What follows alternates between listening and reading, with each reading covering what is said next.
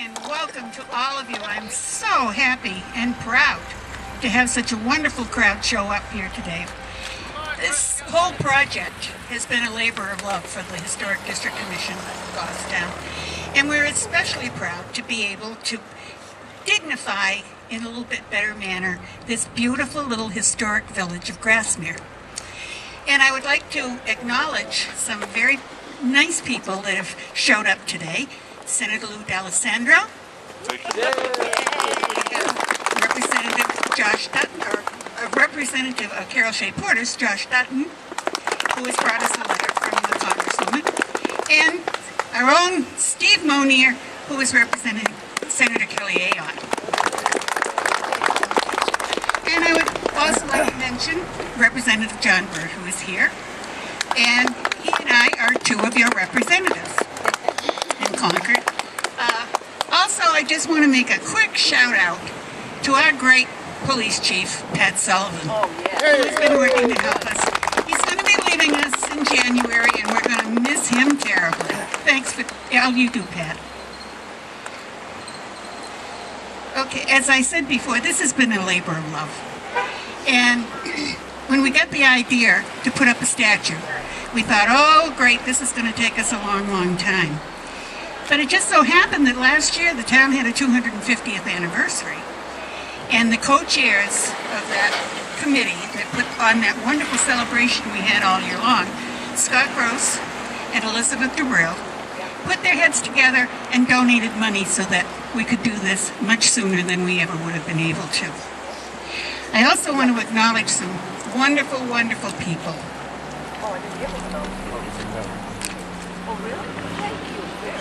Sister Margaret Parent of the Religious of Jesus and Mary. They donated our muster rock to us. And John Turner of the Villa Augustina.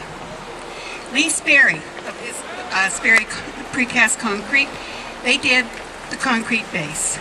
Tom Sousa, the graphic designer, did the base lettering, designed for the base lettering. Our town departments, Public Works, Police Department, Fire, we couldn't do this without any of them. They've been wonderful. The 250th Anniversary Committee, Paul Bedard Jr. and his wife Lisa. Paul picked out the rock and did all this wonderful work to get it up here. Clifton Ward, who did the lettering and the sandblasting of the rock. Rail Fellow and the landscaping and roundabout maintenance, along with the Garden Club, for all of their help. They have been terrific. Jody and Kelton Barnard, who supplied the perennials for around the muster rock. Gillis Upton, who volunteered time to help us figure out how we were going to do this. And to Mr. Gareth Curtis, who is our wonderful sculptor. He is from California. So now, I'm going to turn it over to our Selectman Phil Devanza for his remarks. Thank you. Thank you, Representative. And I want to thank everybody for being out here this lovely morning on November 9th, 2013. We're all gathered here to honor the brave men who mustered here on this spot, very spot here.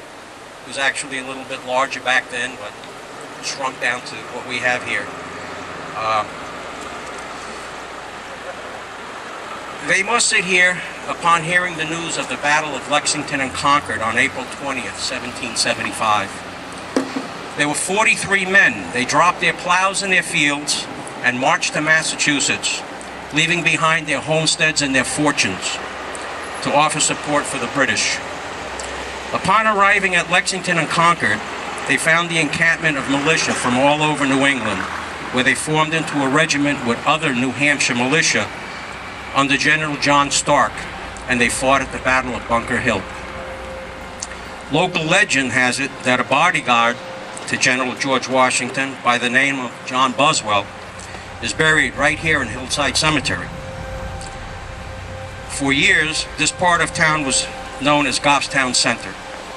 It wasn't until the end of the 19th century that residents started to refer to it by the name that we know today, Grasmere Village. This center of town was laid out as most of the towns surrounding us were. There was a meeting house, which we have at the Grasmere Town Hall. Place of worship, the Methodist Church. Back then, meeting houses and churches, though, were combined usually as one. They built a meeting house, and it also served for places of worship. A burial yard, which is Hillside Cemetery, and a training field, which is what we have right here of where the Muster Rock is. In the fall of 2006, the Historic District, I have to deal with the wind this morning, I apologize. Everyone, I need an extra hand. In the fall of 2006, the Historic District Commission, which is also a Heritage Commission, reviewed the plans to replace the formerly existing triangular-shaped common, which is created by this intersection here of Center Street and Henry Bridge Road. Working with the Garden Club and local landscaper Rial Falou, design plans for the center of the roundabout were created and approved by the Board of Selectmen on August 13, 2009. The design included a location for the erection of a Minuteman statue to honor the men who marched from this historic muster area to fight in the American Revolution. To this end, the Goffstown Statue Fund was created. The purchase of the statue was realized through generous donations by numerous individuals, including the balance of donated funds in 2011 by Goffstown's 250th Committee. The base that the statue was erected upon has been cut from an 11-ton stone that was found across the river just south of the Villa Augustine ball fields. Local artisan Paul Bedard Jr. cut the ends off this unusual 12-foot-long cigar-shaped rock, and the 6-ton center of the stone has been turned up on its end to accommodate the mounting of the statue. This base is very appropriate for this monument as it was deposited by the receding glaciers on Mast Road. The very road that is named for the transport of the 24-inch diameter pine trees, white pine trees, that were claimed by King George for the masts of British ships. Much resentment and unrest festered for years as local property owners saw their massive trees confiscated, and they would be fined if caught cutting their own trees. This had been the case at Job Dow's sawmill up in the West Village, and also a little further up the road, up Mass Road in Riverdale, where it led to the Pine Tree Riot of 1772. Friends, in closing, I leave you with two questions. How many massive trees passed by this boulder on their way to Newburyport? Did one of these 43 men sit on this stone as he made his journey to this muster spot back then? I thank you very much for your kind time that you've taken to spend with us today in this dedication. Thank you very much.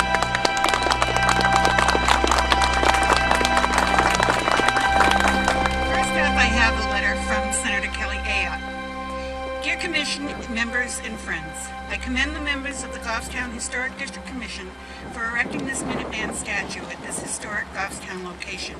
It is a wonderful tribute to those brave New Hampshire citizen soldiers who left their homes and farms more than 238 years ago and fought for our independence.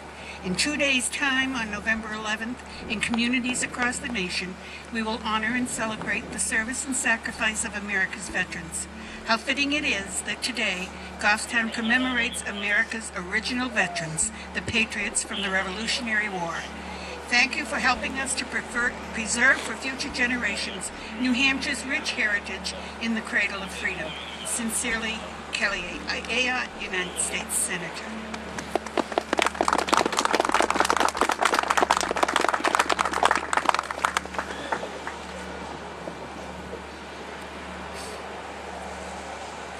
Dear friends, I regret that I could not be with you to celebrate the unveiling and dedication of the Minuteman statue. This project came to fruition through the combined hard work and generosity of many local leaders. The Goffstown Community Garden Club maintained the Grasmere roundabout, the 250th Anniversary Committee helped purchase the brass Minuteman statue, and Goffstown resident Paul Bedard cut and surfaced the 5-ton muster rock it stands upon. With Veterans Day upon us, it is a good time for us to reflect upon the incredible sacrifices of those who have fought for freedom. These men and women have answered our country's call since the beginning, and they continue to do so today in Afghanistan. We live in the greatest country on earth, and we are free because of the immeasurable sacrifice of every generation throughout American history. I commend everyone here today who helped make this possible. I would also like to say thank you to the veterans in the community for their service. They know what the Minutemen knew. Freedom is never free. Best wishes, Carol Shea Porter, member of Congress. Dear friends, on behalf of the citizens of New Hampshire, I would like to welcome you all to today's unveiling and dedication of the Minuteman statue. I regret that I'm unable to be with you in person, but I would like to join you in celebrating this iconic statue and the rich history that it represents. 238 years ago, the men of the Goffstown militia gathered in this spot to learn of the news coming from Lexington and Concord. Following that fateful day in April, the farmers, artisans, tradesmen, and others who mustered on these grounds went on to march south and play a significant role in the Battle of Bunker Hill and the revolution that followed. Today's celebration reminds us all of the proud role that the people of New Hampshire played in the birth of our nation. I would like to thank everyone who has been involved in this project that so fittingly commemorates what happened here in 1775. From the generous donors who funded this entire project, to the Historic District Commission and the Department of Public Works, to the volunteers who helped maintain this roundabout. This has been a community-wide effort of which you should all be proud. When our founders began the great experiment that is America, the notion that we could operate as a true citizen democracy while also becoming an economic force in the world was revolutionary. The success of our nation relies on each generation working harder than the last to move us forward. And your commitment to your community and to the values that make New Hampshire and America strong demonstrates that the vision of our founding fathers remains as bright as ever. Thank you again for inviting me to today's dedication. This Minuteman honors an important chapter in New Hampshire's history, and I know that this statue will be enjoyed by residents of Goffstown and your fellow Granite Staters for years to come. With every good wish, Margaret Wood Hassan, Governor.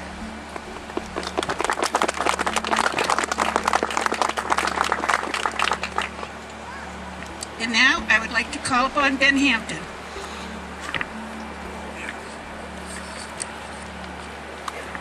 Ben represents the sons of the American Revolution. Yeah, I see that.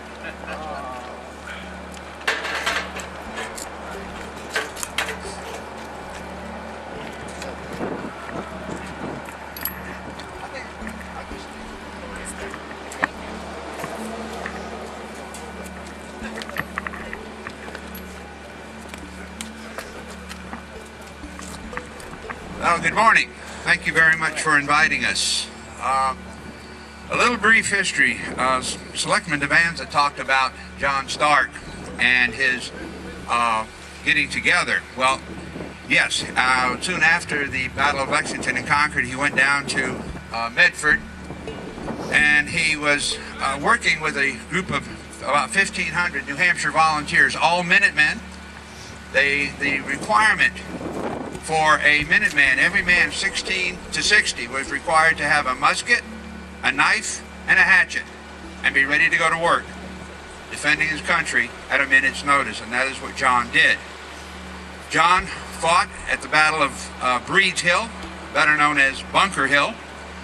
Interesting little sidelight though, Caleb Stark, his 16-year-old son, who was staying up in Dunbarton, decided that he was going to ride his horse from Dunbarton to Medford to be with his dad. Well, he did. He showed up. And in the sense of decorum, I can't repeat exactly what John said, but you can only imagine what he said to his son. Interesting, though, Caleb did become his aide-de-camp. Well, at the Battle of Breed's Hill, Stark knew that the range of a musket was about 40 yards. He went out about 40 paces or 50 paces and put a stake in the ground. And he said, when the British cross that line, you open fire. Of course, the saying, don't fire till you see the whites of your eyes, was credited to Israel Putnam. But I'm here to tell you it was John Stark who started that whole idea. Well, needless to say, the New Hampshire men were 3 deep Each group fired, retired. Next group came up, fired, and retired. Within a matter of minutes, 53 to 55 men, British men, lay dead. And they continued firing. It is interesting to note, because of what Stark did, no British frontal assault was ever tried on an American position throughout the entire American Revolution. Stark is also known as the hero of the Battle of Bennington, which actually took place in Williamsburg, New York. But his division and his diversion of troops allowed the British general, Gentleman Johnny Burgoyne, who was the British best, to surrender at Saratoga in 1777, thus enabling the French to come to our aid. Stark was truly a New Hampshireite. Every one of us should be very proud of. Once he did his job, he came home, didn't look for bravery, did not look for reward. He just went back to work. When the Continental Congress, the New Hampshire Gubernatorial Congress, was meeting over on the coast, they took the 2nd New Hampshire Regiment and made it the 1st, and made John's the 2nd. And John said, I am in awe of such an august body that could take a baby born yesterday and make it older than a baby born a month ago. And having studied General Stark, I can imagine him saying that with a few other things added. However, Stark is a hero, and his Minutemen, as his statue depicts, is what we were all about. His Minutemen were the 1st National Guard. They were the militia. And they were the ones who took the battle. The French and Indian War, the American Revolution, and so on. So we should be very proud of these Minutemen and our soldiers and sailors, Marine, airmen today, because they're all doing the same job. In 1809, when John was 81, he was asked to join his compadres over in Bennington to celebrate the battle. He couldn't make it. He sent them a toast. And at the end of the toast, he said, "Live free or die. Death is not the worst of evils." And I think we are all living proof of that death is not the worst of evils. We have the opportunity to do what is right. Thank you very much, ladies and gentlemen.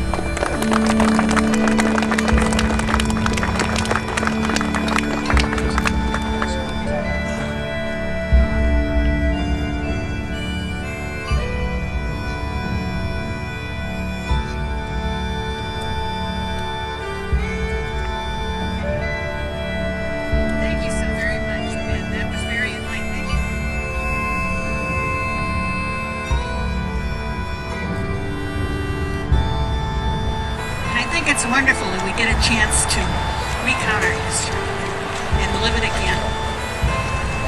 Now, next on our program, we're going to unveil the statue.